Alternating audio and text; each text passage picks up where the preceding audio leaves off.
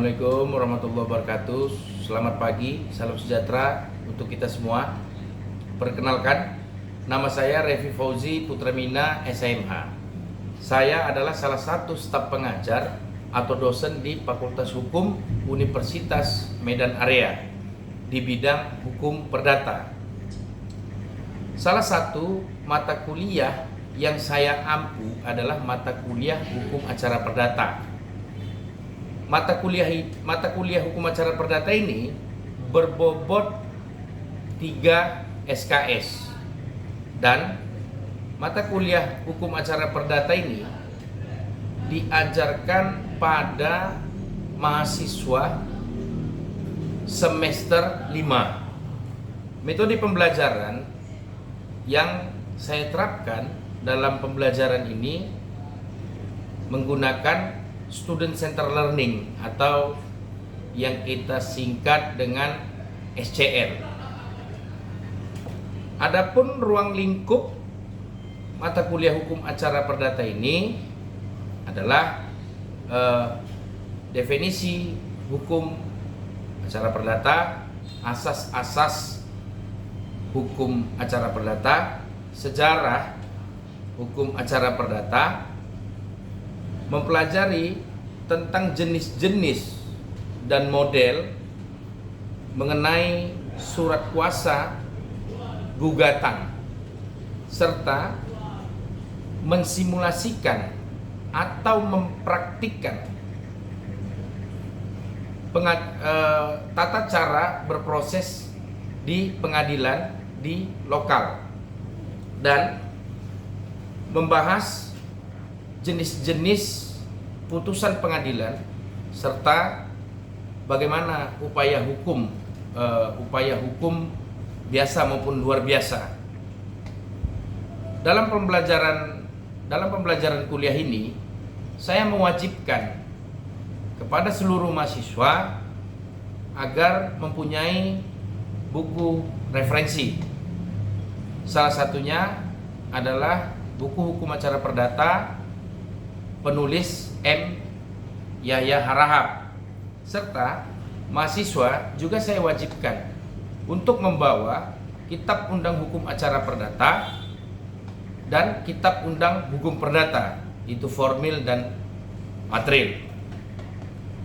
Lalu media pembelajaran yang saya terapkan pada pembelajaran perkuliahan ini, ada beberapa media yang saya terapkan, yaitu yang saya pakai, yaitu e-learning UMA dan blog dosen, blog saya sendiri. Di setiap pertemuan perkuliahan, saya selaku dosen mengupload bahan berupa PPT, saya upload di e-learning ataupun di blog, dan mahasiswa dapat mengunduh bahan atau PPT di e-learning UMA atau di blog dosen atas nama saya. Dalam pembelajaran mata kuliah ini, saya menerapkan metode penilaian dengan persentase 100% dengan rincian persentase sebagai berikut. Partisipasi mahasiswa sebesar 10%. Pekerjaan rumah atau PR 50%. Hasil UTS, ujian tengah semester, sebesar 15%. Hasil UAS atau ujian akhir semester sebesar 25%. Baik, berikut ini adalah contoh proses belajar mengajar yang saya terapkan di dalam kelas yang sama-sama bisa kita saksikan. Demikian akhir kata. Billahi taufiq wal hidayah. Assalamualaikum warahmatullahi wabarakatuh. Assalamualaikum warahmatullahi wabarakatuh. Selamat pagi, salam sejahtera untuk kita semua. Baik, sebelum kita mulai perkuliahan pada hari ini, alangkah baiknya kita berdoa menurut agama dan kepercayaan kita masing-masing. Berdoa dimulai.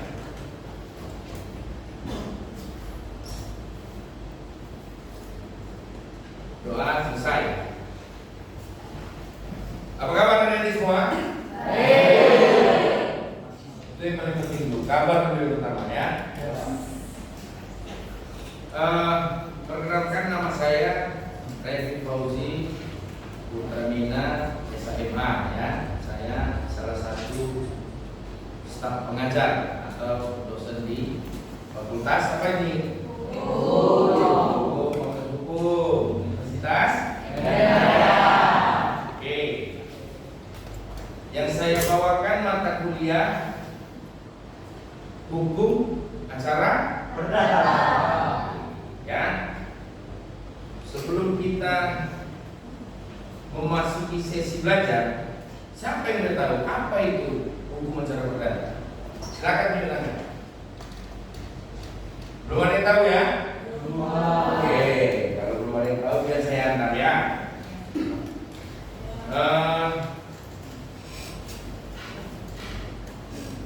Ini bahan saya, tapi sebelum saya paparkan,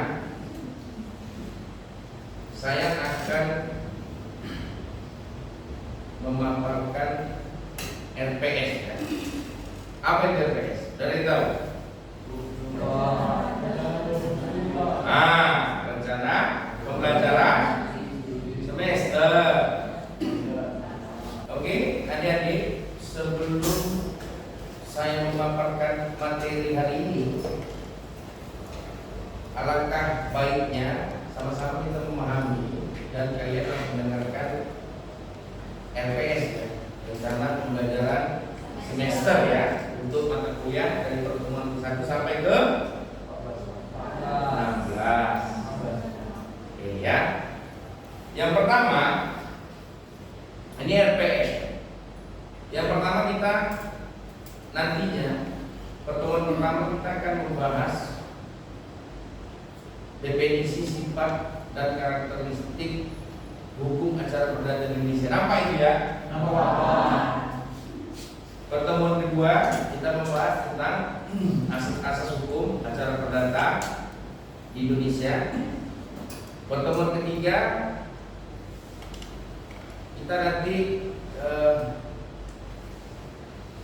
bercerita tentang sejarah hukum acara perdata serta sejarah peradilan di Indonesia.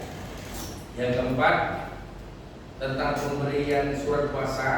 Yang kelima tentang lanjutan. Nanti di dalam surat kuasa ini nanti saya akan contohkan beberapa model-model jenis-jenis surat kuasa yang beberapa kantor lawyer lah di Medan ini. Ada nanti saya kasih setting 4 atau 5 jenis model kantor surat kuasa ya.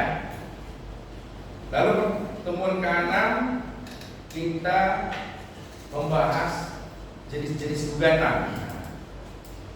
Ini pertemuan ke-6 dan ke-7 nih kita membahas jenis-jenis gugatan ya. Itu nanti butuh waktu memang harus 2 minggu karena gugatan ini banyak model dan apalagi kerangka gugatan itu nanti saya paparkan serta saya bawakan contoh-contoh gugatan dari beberapa kantor pengacara yang ada di Kota Medan ya. Termasuk nanti surat kuasa dan gugatan dari kantor saya yang saya paparkan ya. Lalu pertemuan ke-8 kita laksanakan ujian tengah semester ya. Pertemuan ke-9 kita akan membahas atau mempraktikkan serta mensimulasikan praktik-praktik yang ada di pengadilan di lokal. Nanti saya akan membagi adik-adik semua dalam satu kelompok bisa lah 8 orang ya. Total kita ada berapa ini? Satu lokal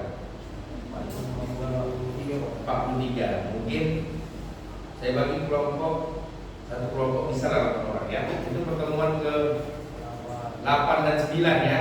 Nanti kita review pertemuan pertama itu 2, 3. Kita masuk nanti di pemberian surat kuasa dan jenis gugatan. Itu nanti kita lanjutkan di sini. Nanti saya buat tugas juga sekalian. Nanti ada case yang saya buat. Ini ada case yang saya buat. Ada beberapa case, khususnya case perdata. Nanti case dari saya. Silakan kalian buat surat kuasa dengan gugatan. Apabila itu pihak gugat, kalau dia tergugat, silakan buat surat kuasa dengan jawaban. Si penggugat kan buat gugatan, si tergugat buat apa? Jawaban. Bagus. Lalu ini lanjut, nanti kita tetap masih di koridor simulasi. Kita membahas tentang pemeriksaan persidangan berupa jawab-jawab para pihak, pembuktian, dan jalannya persidangan. Pembuktian itu ada berapa? 2. Pembuktian apa itu? Pembuktian surat dengan pemeriksaan saksi. Nanti kalian siapkan siapa saksinya, nanti kita periksa. Kita akan simulasikan yang ada di pengadilan di dalam lokal ini ya. Nanti saya pandu ya. Pertemuan berikutnya kita membahas tentang putusan pengadilan. Apa aja jenis-jenis putusan pengadilan serta eksekusi dari pengadilan ya. Lalu pertemuan terakhir kita akan membahas tentang upaya hukum ya. Jadi ini kan semester 5 ya. Upaya hukum. Siapa yang tahu upaya hukum itu apa? Tunjuk tangan, satu orang. Ya, silakan. Siapa namanya? Satu semua orang. Silakan satu. Upaya hukum itu adalah bangki Pak dari nasi. Lalu? PK. Oke, siapa lagi yang mau menjawab? Upaya hukum itu ada 2. Apa itu? Itu ya upaya hukum biasa. Apa upaya hukum biasa? Banding dan kasasi. Yang luar biasa? Ini untuk menyegarkan otak aja nih, ya kan? Karena kan kita pasti sudah kalian dengar ini pada sudah semester 5 ya kan? Oke? Itu nanti satu semester ini belajar sama saya, itu nanti yang kita bahas ya. Baru di dalam mata kuliah ini CPMK capaian pembelajaran mata kuliah target saya kepada adik-adik mahasiswa. Yang pertama, mahasiswa mampu menjelaskan definisi sifat, karakter, dan sumber hukum acara perdata di Indonesia. Lalu yang kedua, mahasiswa sudah paham ya apa itu asas hukum acara perdata. Yang ketiga, mahasiswa mampu menjelaskan dan mengetahui sejarah hukum acara perdata dengan sejarah peradilan di Indonesia.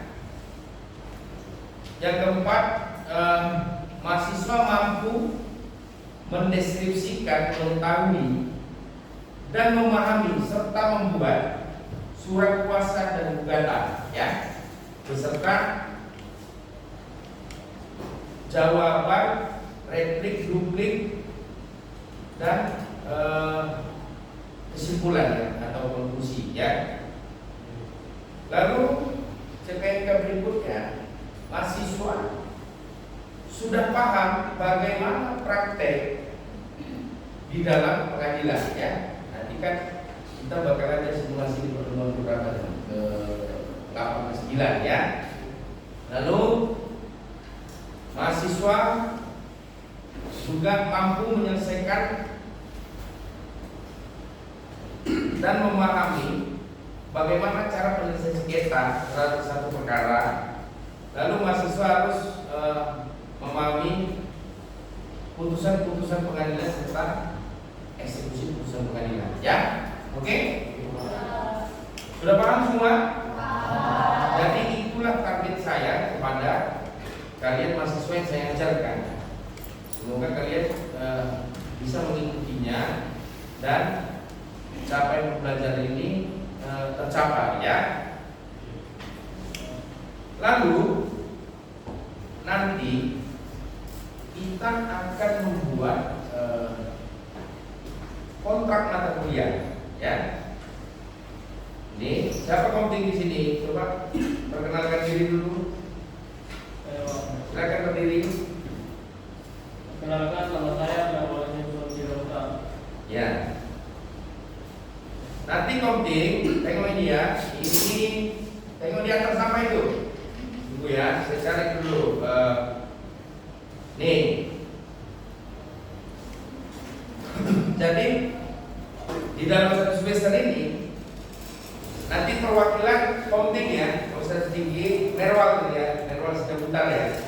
Nanti Merwal akan menandatangani kontrak kuliah. Jadi sebelah kiri tangan saya, sebelah kanan tangan mahasiswa, setelah yang mengetahui yang perlu. Jadi kontrak kuliah ini mengatur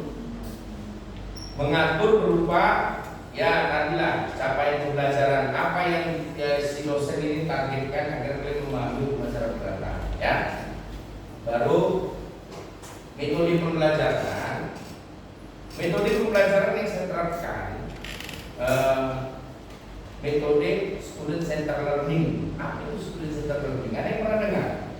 Atau singkat SCL. Nah, jadi student center learning ini artinya si dosen tidak lagi menjelaskan secara teori tentang PPT, tapi si dosen mampu menjelaskan secara teori serta menunjukkan fenomenal atau peristiwa yang berhubungan dengan teori, ya. Serta SCL ini dituntut agar mahasiswa yang lebih aktif.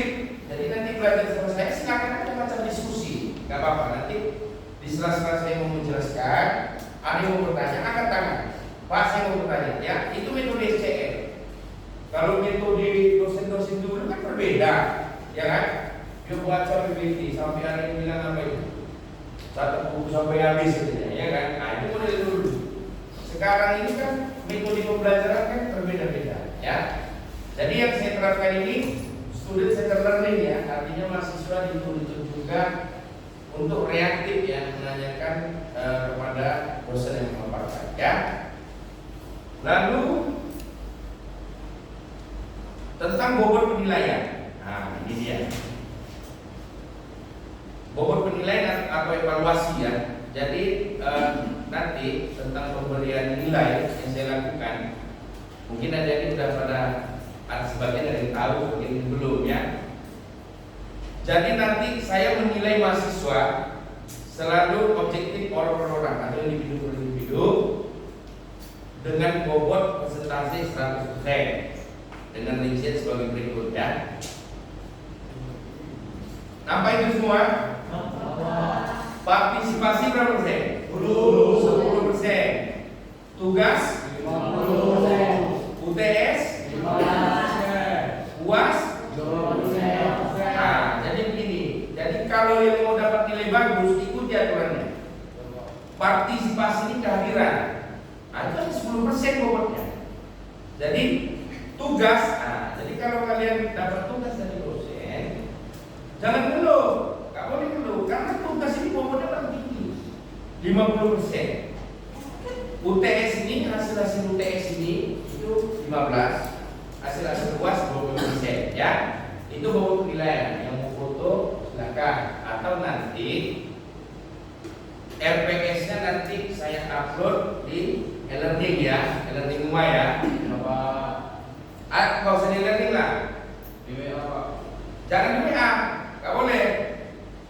Saya upload RPS di blog dosen, blog saya, ya, Revi Fauzi Putra Mina SH. Nanti cari blog saya ya.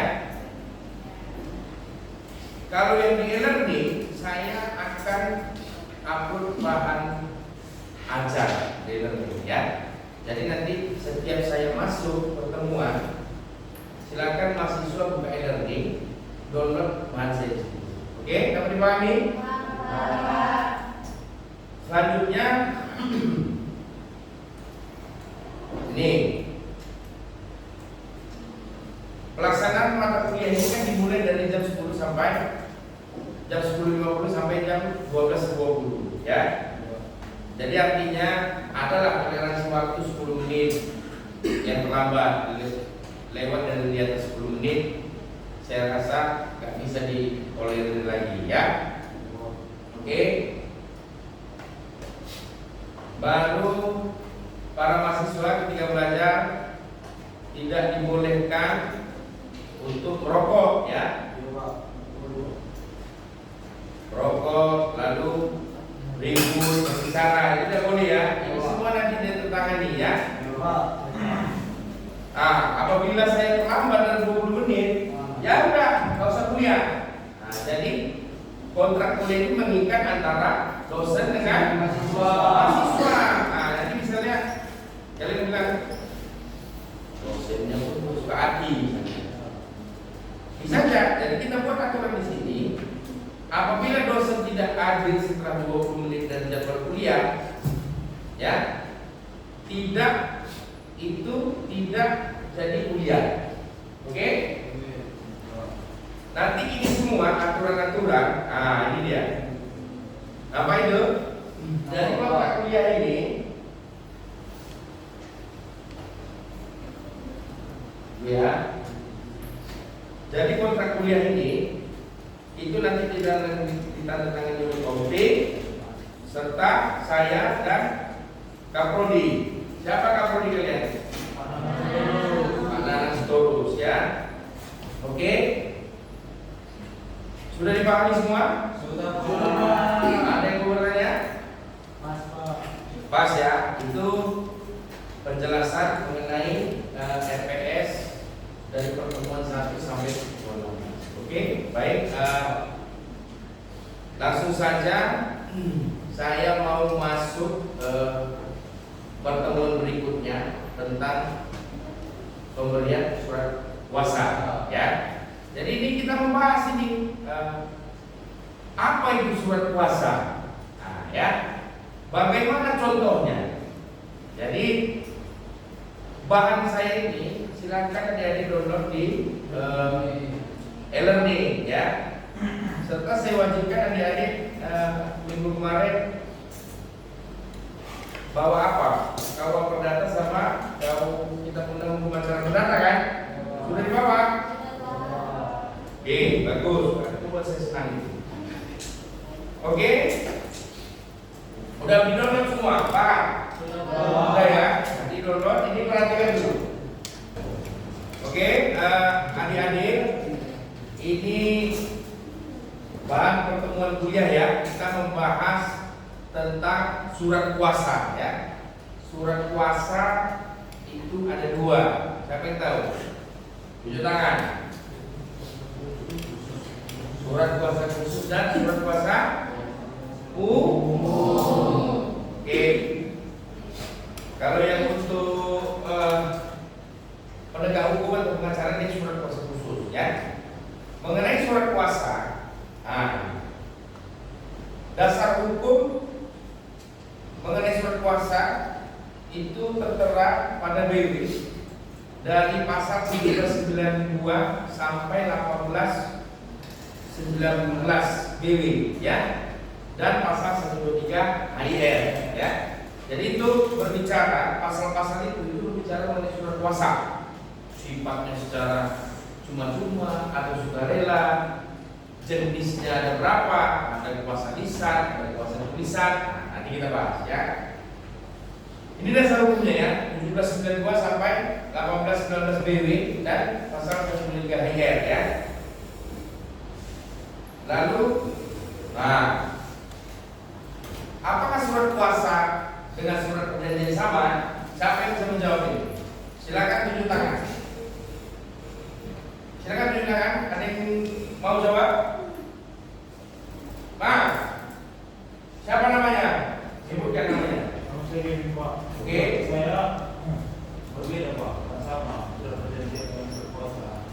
Gimana perbedaannya gitu? Kalau surat perjanjian kan ada kesepakatan antara kedua belah pihak untuk mencapai sesuatu.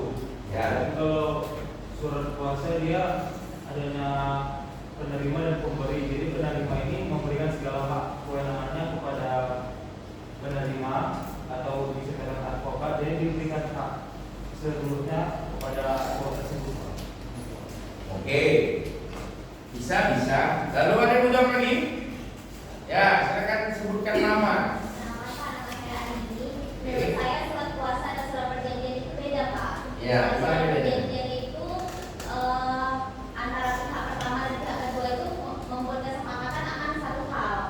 Oke. Beda kalau misalnya kuasa itu, kalau si pemberi kuasa sama penerima kuasa itu, penerima kuasa ini mewakili si pemberi kuasa. Jadi ada yang diwakilkan di situ. Kalau perjanjian nggak diwakilkan. Ya. Oke.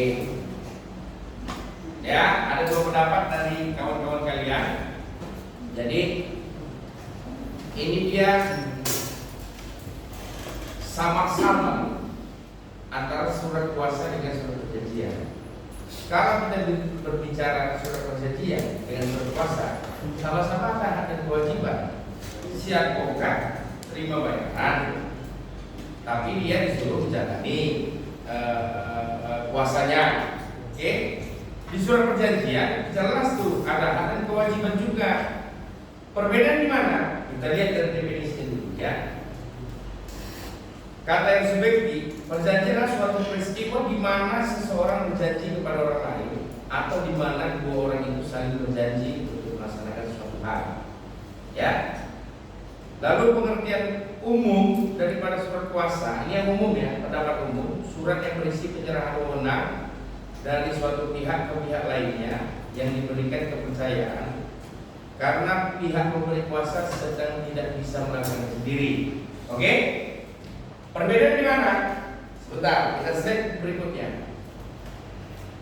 Itu nanti saya akan jawab nanti ketika saya memaparkan di atas contoh surat kuasa yang sebenarnya ya. Kita bahas dulu bentuk atau jenis ya. Jenis surat kuasa. Ada dua di pasal 1, 2, 3 ya. Kuasa lisan dengan kuasa tertulis ya. Kalau kuasa lisan ini prakteknya begini.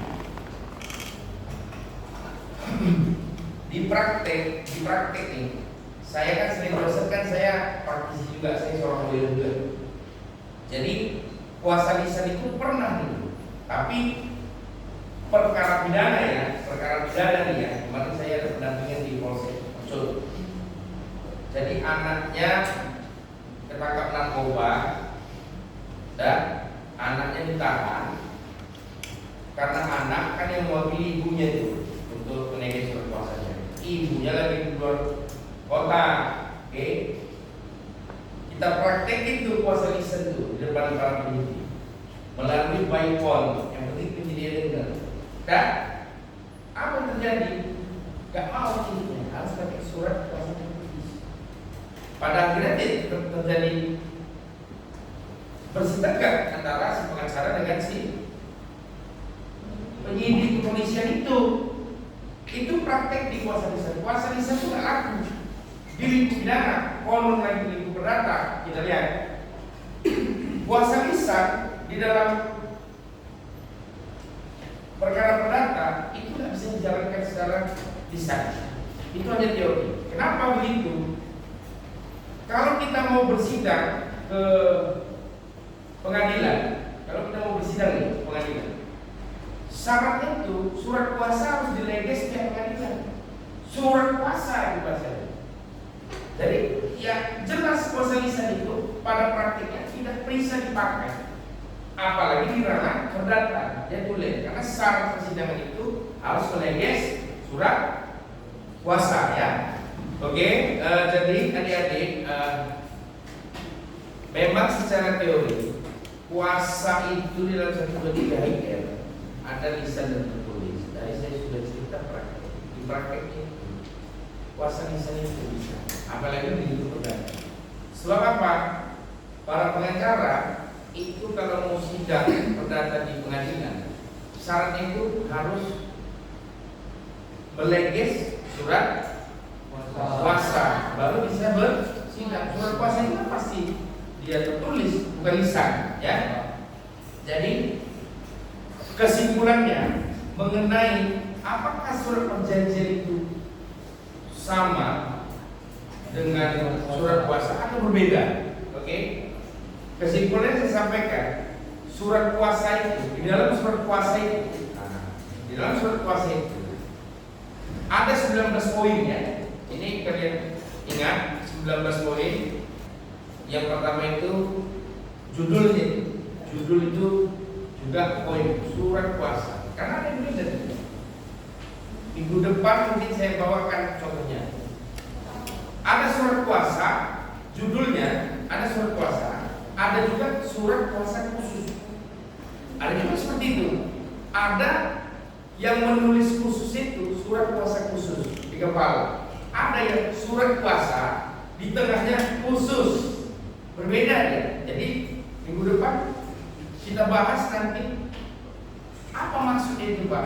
Apakah dengan penggalan kuasa itu bisa membatalkan kuasanya atau tidak? Ya, atau esensinya tetap sama? Ya.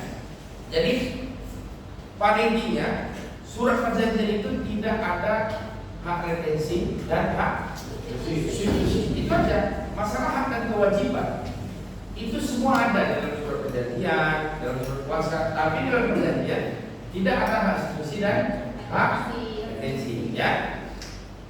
Dan di dalam perjanjian juga tidak ada khusus. Khusus itu untuk mendampingi dan mewakili. Mungkin ini dia secara teori sedikit lagi ya. Ini kita lihat dulu SEMA nomor 2 tahun 59 ya. Kalian kan tadi sudah saya perlihatkan sedikit. Di dalam khususnya itu ini mengatakan surat kuasa tersebut hanya dipergunakan untuk penggugat dengan tergugat. Jadi surat kuasa yang dibuat itu dia harus menyebutkan nih pihaknya itu siapa, penggugat atau tergugat. Kalau di perjanjian kan pihak pertama, pihak kedua, pembeli, penjual. Oke? Kalau dalam surat kuasa menurut SEMA nomor 2 tahun 59 si pemberi kuasa itu disebut sebagai penggugat dengan tergugat. Itu menurut SEMA ya. Lalu dijelaskan juga di khususnya mengenai soal apa? Warisankah, hutankah, perceraiankah, atau PHI kah? Ya. Jadi itu disebutkan juga mengenai soal apa? Yang pada pokoknya secara singkat harus disebutkan menjadi persengketaan antara kedua belah pihak yang berperkara. Dengan lingkup kuasa dalam perkara tertentu dapat mengajukan banding dan kasasi. Ya, nanti ada lagi tuh nanti kalau kita misalnya kalah di pengadilan negeri, kan surat kuasanya ini kita lihat nih surat kuasa satu di pengadilan negeri. Nanti kalau kita banding, ketika banding, Pak, apakah surat kuasa diperbarui atau memang surat kuasa yang di tingkat pertama aja? Karena ada pengadilan tuh. Nah, surat kuasanya apa yang di tingkat pertama, laku di tingkat kedua, atau memang dibuat kuasa baru? Mungkin pembahasan ini masih banyak ya, karena mengingat waktu kita juga sudah habis nih ya waktu. Mungkin minggu depan kita lanjut. Nanti yang 19 poin serta perjanjian dengan perbedaan perjanjian dengan surat kuasa nanti saya praktekkan langsung. Saya nanti bawa surat kuasa dari kantor saya selaku advokat dengan kantor beberapa kantor rekan saya ya. Oke, mungkin perkuliahan saya rasa cukup sampai di sini ya. Jadi sebelum saya tutup ada yang mau bertanya? Silakan. Cukup? Oke. Baik ya, minggu depan kita lanjut ya. Sebelum saya akhiri, semoga apa yang saya sampaikan sedikit bisa jadi ilmu ya untuk kalian ya. Oke, sebelum saya tutup, lebih baik kita kita berdoa menurut agama dan kita masing-masing. Berdoa mulai.